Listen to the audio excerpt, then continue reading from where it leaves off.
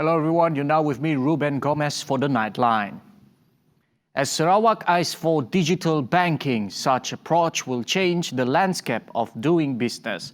Therefore, sales will be increasingly taking place online and over digital platforms rather than in physical shops. With the estimated revenue of 10.012 billion ringgit in 2021 and total proposed ordinary expenditure of 9.83 billion ringgit, the 2021 budget is expected to generate a surplus of 180 million ringgit, according to Chief Minister Datuk Patinggi Abang Johari Tun Openg. Orang tanya saya kenapa waktu ini kita tidak belanja lebih, kan? Jawapannya ialah kapasiti kita. Tahun lepas nampaknya sebab MCO, kapasiti untuk melaksanakan tak ada sana. Sebab itu kita punya perbelanjaan kira-kira dekat 10 bilion juga, iaitu 9.8 bilion yang kita sediakan untuk perbelanjaan kita tahun ini. Sebab itu kita ada surplus. In terms of the state finance management, he said the state is doing well despite the state had allocated a total of 2.6 billion ringgit for Bantuan Khas Sarawak Kusayang BKSS aimed at assisting Sarawakians that are affected by the COVID-19 pandemic. Abang Johari added that with the budget allocated worth 4.5 billion ringgit by the federal to Sarawak will assist the state infrastructure developments. Bermakna kalau kita ada lebih kurang 10 bilion, campur dengan persetujuan 4 bilion, 4.5. kita ada lebih kurang 15 bilion. Satu angka yang besar, agak besar. Ya. Negeri lain dia punya bajet tak sampai 9 bilion.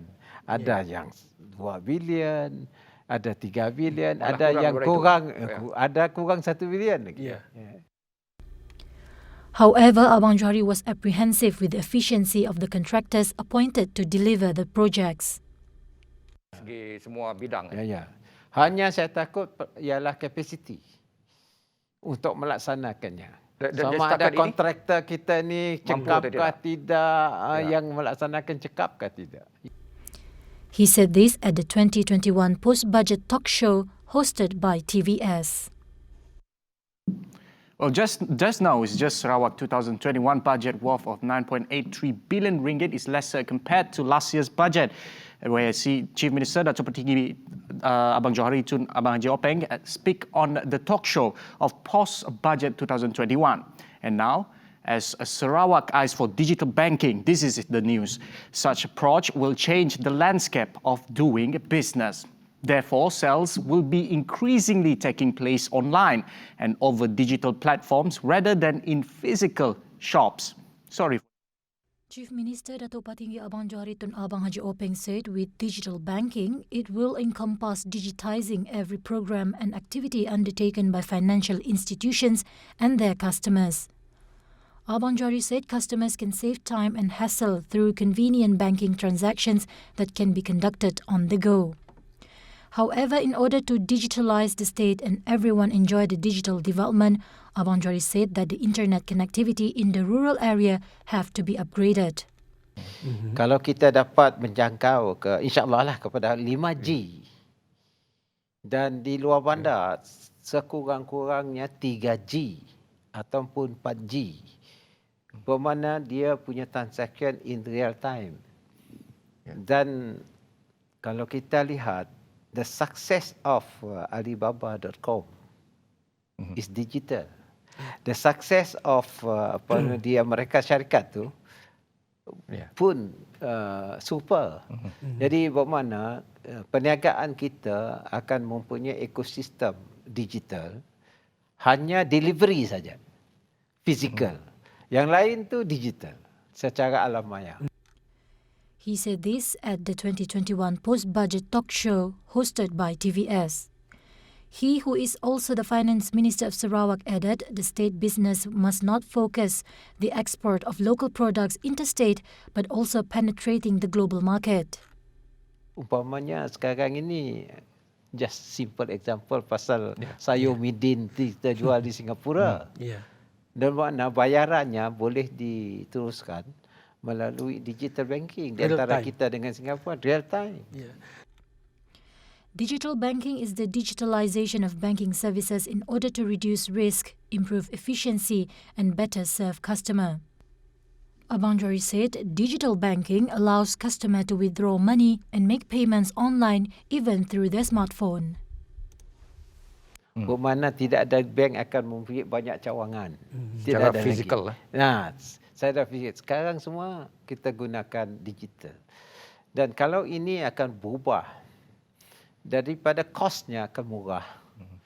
Dan apa kata orang Sarawak, lebih efisien. Lebih efisien. Jadi sistem perdagangan kita akan meningkat, volume akan meningkat dan akhirnya ekonomi kita akan meningkat. A teacher went the extra mile literally in search for better internet coverage. This is the story of a teacher in Lubuk Antu who has led a group of primary and secondary students from his village on a 3-hour jungle trek as an initiative to ensure his students keep up with their studies following the nationwide order on school closure. Sambau Dugat 43, a science teacher from SMK Lubuk Antu who organized a trip last Sunday after Sunday morning prayer involving 14 primary students and 8 secondary school students. According to Sambau, internet coverage is a major issue in the area, and to get to the places with good internet coverage is far reach from the area. The journey, he said, was made after seeing students from Nanga Sumpa and Nanga Jambu who often make the journey on their own in search for a good internet coverage. Sambau said they started the trip at 9:30 a.m. and reached to their destination at 12:30 p.m. The journey, he said, was not an easy one, as they had to walk for about 45 minutes through the jungle and another hour and 45 minutes uphill to where they could finally have internet access.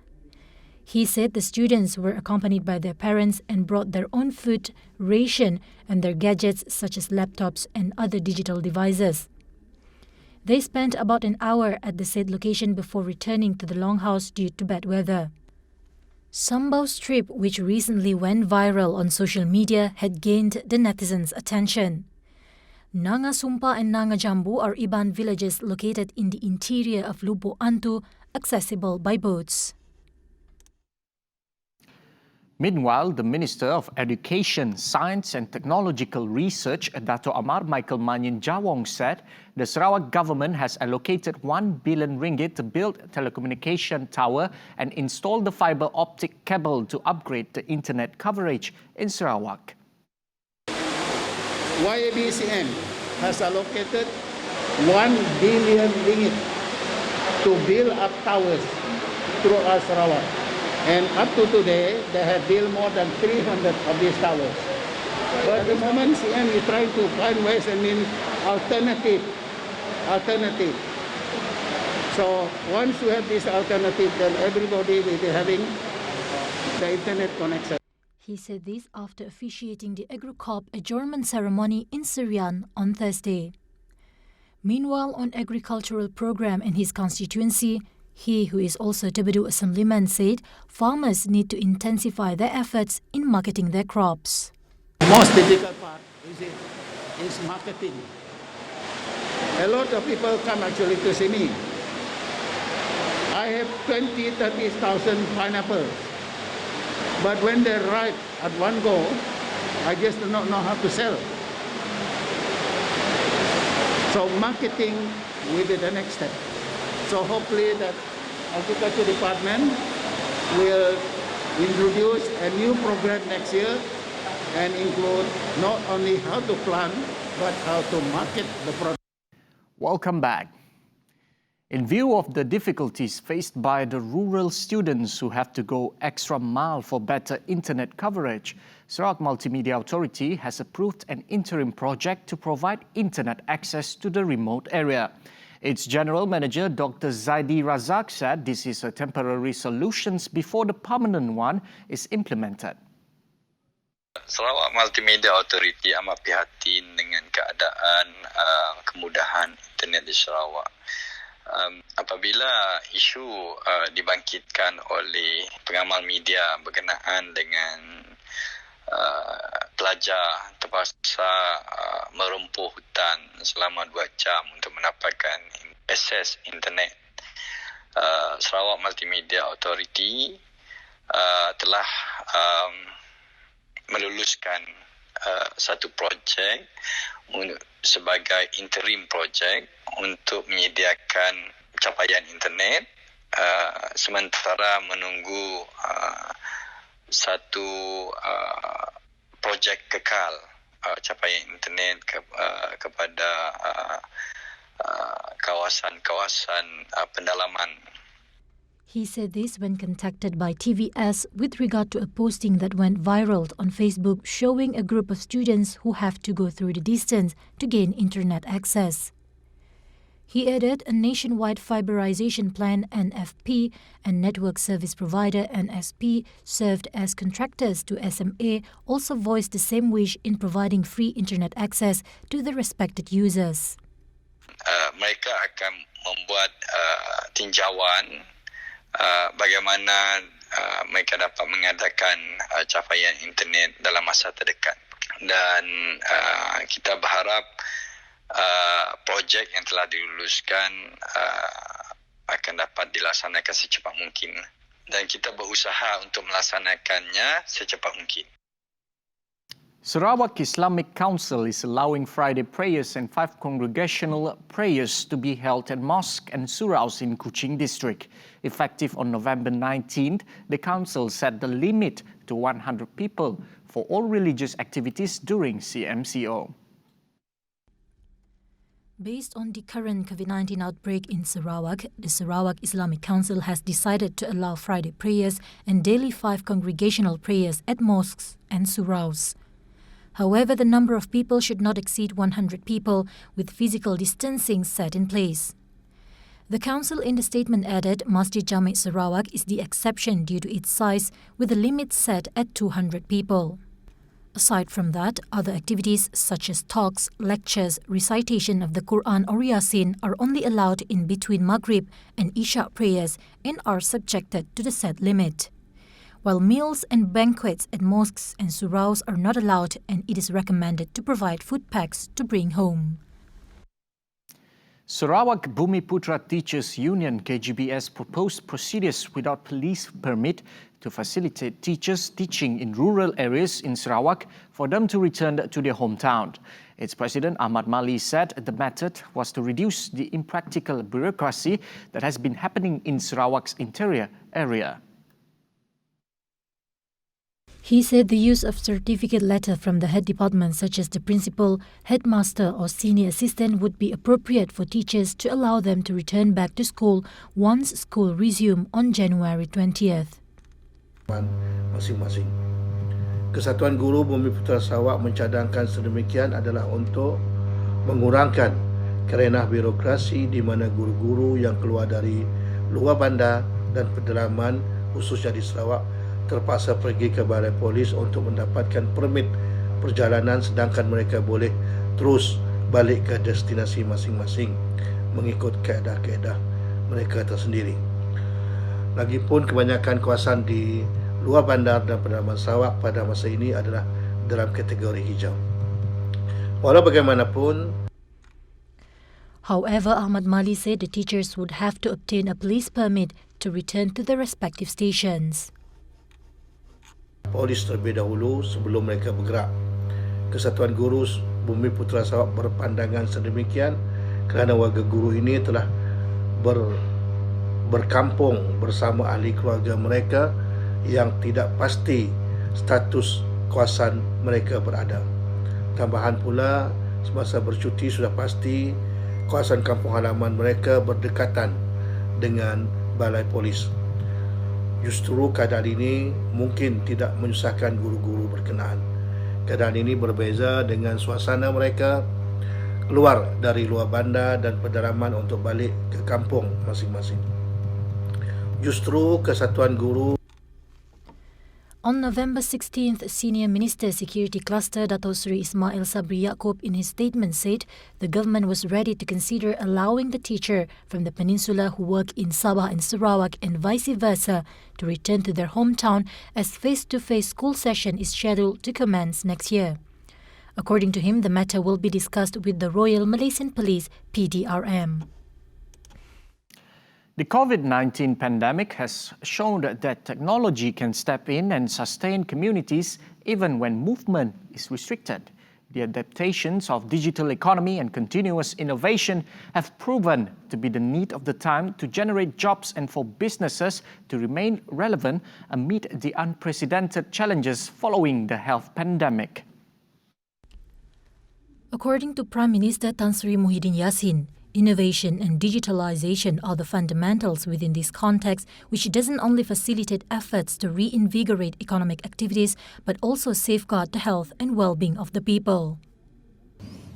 However, without sufficient infrastructure and close cooperation between the public and private sector, we run the risk of excluding vulnerable groups due to the lack of access to digital tools.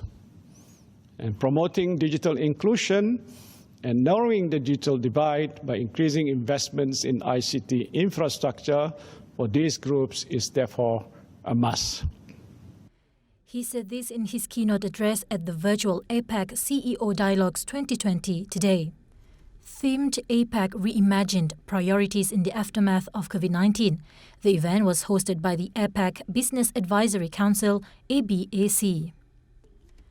Currently, APAC economies comprise approximately 60% of global gross domestic product (GDP), half of the world's global trade and 40% of the world's population. Muhyiddin said continuous innovation is beyond mandatory in the era as it is a prerequisite for businesses to remain relevant. He noted that inventive or at times cutting-edge adoption and application of digital technologies is the very foundation upon which innovative business models are built, and these digital technologies are pivotal in supporting and enhancing the value proposition of businesses and entrepreneurs. The Prime Minister also emphasized the priority of inclusive economic growth to ensure that no one is left behind. As such, he urged Malaysians to continue adopting economic approaches that place a specific emphasis on women and youth, which are considered the backbone of the region's economy. Muhyiddin noted that the youth must also not be left behind and ensure that the younger generation is equipped with the right skills and knowledge that enable them to contribute effectively to the society. He said the region must take a moment not only to recognize that free and open trade and investment have indeed resulted in greater prosperity within the Asia-Pacific, but also must underscore the fact that benefits accruing from trade and investment have not permeated across all segments of the society.